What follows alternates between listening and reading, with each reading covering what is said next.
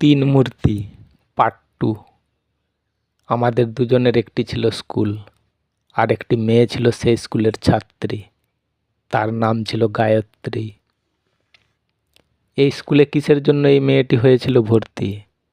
মাটি দিয়ে বানানো হয় যেমন যে কোনো মাটির মূর্তি, যে কোনো মূর্তিতে ব্রাহ্মণ করে কিন্তু পূজার শেষে পঞ্চপ্রদীপ দিয়ে আরতি। এই স্কুলটাতে ছিল শুধুই দুজনের সব রকম ফুর্তি, আর দুটো মেয়ে পার্বতী ও পদ্মাবতী। কিছুদিন পরে এই দুটো মেয়ে স্কুলে হয়েছিল ভর্তি। সব থেকে বেশি টান ছিল যেই মেয়েটির নাম ছিল গায়ত্রী।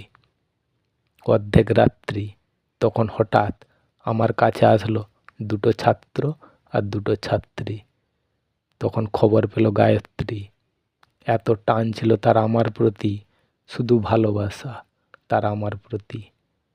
যখন হতো পরীক্ষা তখন তার রেজাল্ট আসতো 100-এর মধ্যে 93, আর বাকি চারজন তাদের রেজাল্ট হতো 100-এর মধ্যে মোট 23। শুধু রেজাল্টের পর ঝগড়াঝাঁটি আর অশান্তি। আমার রেজাল্ট হতো